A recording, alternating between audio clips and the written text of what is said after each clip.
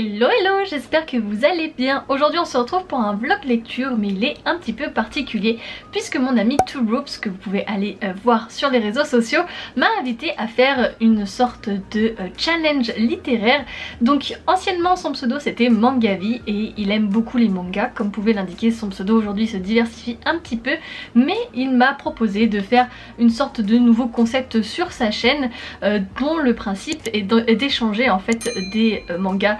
Enfin, je lui ai sélectionné des mangas que j'apprécie pour qu'il puisse les lire afin de sortir un petit peu de sa zone de confort. Et moi c'est la même chose, donc il m'en a sélectionné 3. Si vous voulez aller voir la partie où on sélectionne les livres, je vous invite à aller faire un petit tour sur sa chaîne parce que ce sera sur sa chaîne que vous retrouverez donc la partie librairie. Et moi je vais donc faire le vlog lecture pour vous donner mon avis sur ces 3 livres. Alors, donc il m'a sélectionné 3 ouvrages pour des raisons totalement différentes. Le premier, il s'agit de Dream It, donc c'est un manga français, c'est Renaud Lemaire qui donc l'a créé. Et donc c'est pour cette raison qu'il l'a choisi.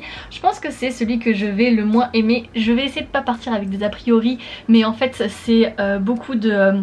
dans les dessins j'ai l'impression que c'est un petit peu plus de combat, de fantasy. Je peux être très bien surpris par ce style là, mais je suis toujours dans le manga un peu plus cosy, un petit peu plus chill, voilà, des choses avec beaucoup d'émotions et pas vraiment d'affrontements, d'aventures, etc. Donc écoutez, à voir, ça peut être une très belle surprise au contraire.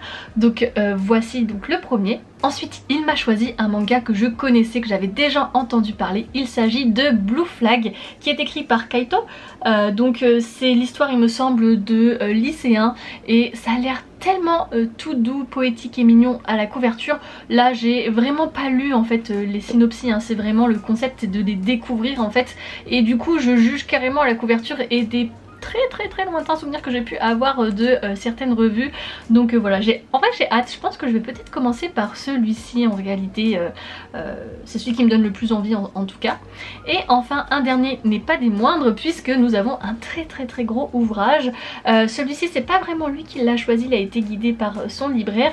Et donc il s'agit de Les âmes enflammées et c'est un one shot. En même temps vu la taille du manga, vous m'étonnez que ce soit un one shot, mais pareil il m'a l'air très touchant avec beaucoup d'émotions qui pourraient correspondre un petit peu plus à ma vibe. Donc écoutez, ça me paraît fort sympathique de sortir justement ma zone de confort et de me tourner vers des mangas qui de base je ne me serais peut-être pas tournée vers ceux-ci parce que les mangas déjà ça fait très peu de temps que je me suis commencé à m'y mettre, ça fait 1 an et donc là j'approfondis un peu plus et ça me plaît. Bref, du coup on est dimanche soir et on est dimanche 7, oui la vidéo sur la semaine prochaine et je commence que seulement maintenant, ça va être très rush pour faire le montage et je vais donc aller prendre un petit bain et commencer ce manga. Donc je vais commencer Blue Flag et ensuite j'enchaînerai avec Dream It et puis je pense que jeudi j'ai une surveillance de 3 heures, j'entamerai celui-ci, j'aurai un peu plus de temps, surtout que l'après-midi je ne travaille pas donc voilà, je pense que celui-ci ce sera pour la fin de semaine.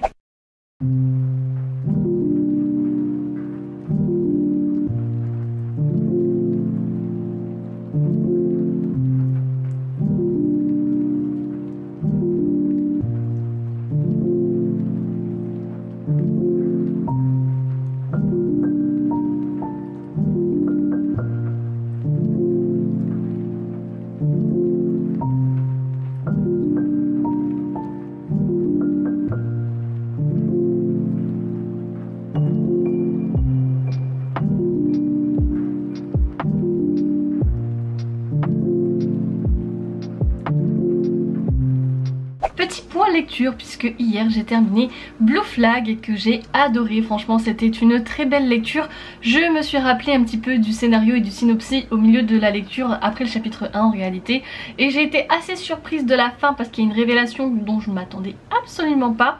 C'est une histoire vraiment trop douillette entre des adolescents qui se cherchent finalement dans à la fois leur identité mais surtout dans leur relation amoureuse et c'est vraiment feel good et en même temps c'est vraiment réaliste en fait. Et bref, j'aime vraiment beaucoup cette manière d'aborder ces relations là, surtout que c'est parfois un peu maladroit mais en fait c'est vraiment ce qui se passe dans la réalité et j'ai eu l'impression de replonger dans mon adolescence. Bref, très sympa. Je pense que je poursuivrai la lecture de ce manga puisque j'ai vraiment dévoré. Je crois que hier dans le train le matin, parce que c'est à ce moment là que je lis les mangas, j'ai lu une centaine de pages en 20 minutes. Donc pour vous dire que ça se lit très très vite. J'ai l'impression que les dessins sont beaucoup plus simples et l'histoire également, par exemple parce que l'atelier des sorciers, les détails sont beaucoup plus travaillés et donc je prends plus le temps d'apprécier et du coup je lis un peu moins vite, mais là c'est assez fluide finalement.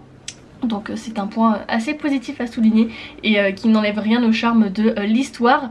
Donc ouais, très surprise et je pense que je mettrai 5 étoiles sur 5 en réalité.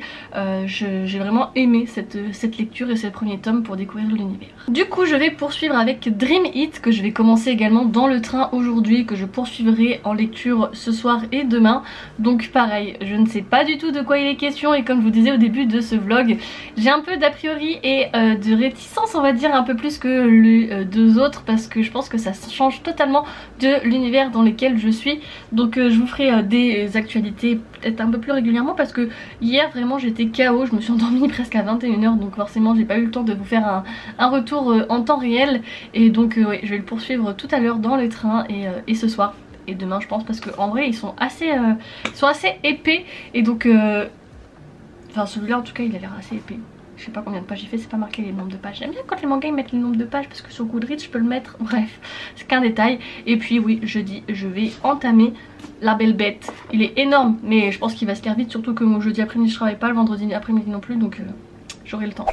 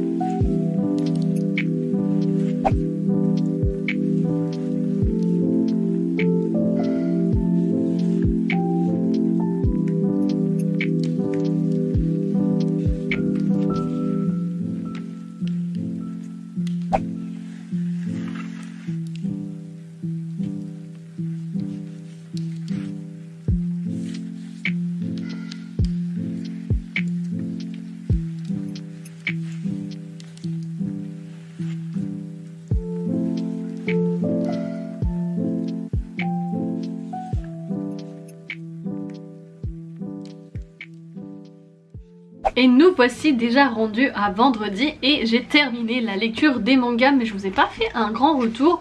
J'ai adoré Dreamland contre toute attente et je sais pas pourquoi, je crois que depuis le début du vlog je disais Dream It. Je pense que j'ai été influencée par la convention Harry Potter, mais c'est Dreamland, donc le premier tome Feu, qui est vraiment super sympa. J'aime beaucoup en fait le côté ésotérique, j'accorde énormément d'importance en fait au côté des rêves, et donc là les interprétations et tous les messages symboliques qu'il y a derrière, moi j'aime vraiment énormément. J'ai hâte de voir où les aventures vont mener et je pense poursuivre également cette saga, donc vraiment agréablement surprise au final parce que je partais avec des réticences et ça a été vraiment une très belle découverte. En revanche un peu plus mitigée sur le dernier manga, donc les âmes enflammées, que du coup j'ai découvert là ces 3 derniers jours puisqu'il était déjà un peu plus épais, et je suis un peu moins convaincue parce que ok, il y a des très beaux messages qui sont passés, de révélation, de comment dire, d'affranchissement des contraintes de la société et d'épanouissement personnel. C'est vraiment très joli, et se battre contre les injustices et le regard des autres, c'est vraiment une des très beaux messages qui sont véhiculés. En revanche dans la façon dont c'est fait, je trouve que c'est un peu pas fouillis, mais les histoires sont entrecoupées. Et du coup on suit plusieurs personnages et c'est pas évident dans la façon dont ils ont choisi de les raconter, je trouve. Voilà, les messages sont vraiment très très jolis, le fond, la morale de l'œuvre est vraiment très belle.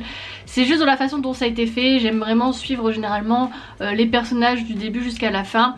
Là par exemple on suit une femme mariée qui est une femme au foyer et qui voudrait s'affranchir de cette contrainte là, et ensuite on bascule sur un jeune adolescent qui aimerait se maquiller, et ensuite on rebascule sur la femme mariée. Vous voyez, en fait il y a plusieurs personnages comme ça, et parfois c'est vraiment je sais pas que c'était décousu, mais c'est la sensation que j'ai eue en tout cas d'avoir cette histoire moins linéaire. Ça m'a plus perturbée, c'était sympa mais ce n'a pas été le gros coup de cœur pour moi, en tout cas pour celui-ci. Donc voilà, contre toute attente, décidément j'ai été au contre-pied de l'avis que j'avais a priori de ça. Comme nous sommes dans un vlog lecture, je vais vous faire aussi un petit point lecture en dehors des mangas. J'en profite tant qu'à faire. J'ai terminé la lecture du Prince Cruel, donc le premier tome que je traînais depuis 10 jours. Il était temps que je le termine, j'ai vraiment adoré, je lui ai mis 4 étoiles sur 5. J'adore l'univers, il est vraiment très beau. Je vous en reparlerai évidemment en détail dans un avis lecture, ne vous en faites pas. Il y a juste quelques points qui m'ont un petit peu chafouiné, ce qui fait que ce n'est pas un coup de cœur. Et ouais, je l'ai beaucoup traîné, mais c'était une très belle aventure et un beau univers.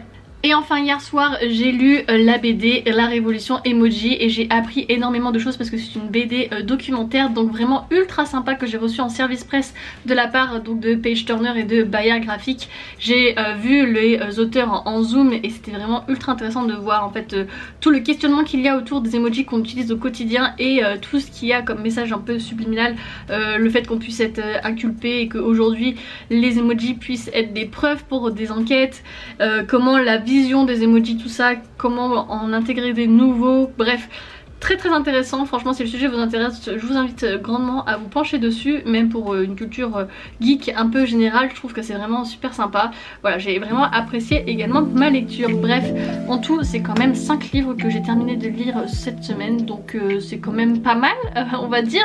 Les mangas je les garde toujours dans le transport, donc c'est pour ça que j'ai d'autres livres que je lis en parallèle généralement le soir avant d'aller me coucher. Mais bref, je suis bien contente, ça fait encore de belles lectures déjà entamées ce mois-ci, que je vous parlerai avec détail dans mon bilan lecture. Bref, je sais pas ce que va donner ce vlog, j'ai l'impression qu'il a été aussi très décousu, je sais pas si j'ai assez de rush ou alors il va être peut-être un peu court. Au pire des cas c'est pas très grave, en tout cas je vous remercie beaucoup d'avoir regardé jusqu'ici. Bah tenez, on va rebondir avec la lecture de ce livre-ci, et justement puisque aujourd'hui je vous demande toujours à la fin des vidéos de mettre un emoji, voilà, je trouve que le lien il est vraiment pas mal. Je vais vous demander de me mettre l'emoji chaussures. Là je viens de voir la chaussure de la dame là, ici là les escarpins, voilà. Pourquoi pas, écoutez, ce sera le petit emoji choisi si vous avez regardé jusqu'ici. Je vous remercie énormément, je vous invite à me suivre sur les réseaux sociaux si ce n'est pas déjà fait. Et on se retrouve donc très vite sur la chaîne. Et surtout, n'oubliez pas de vous évader. Ciao ciao!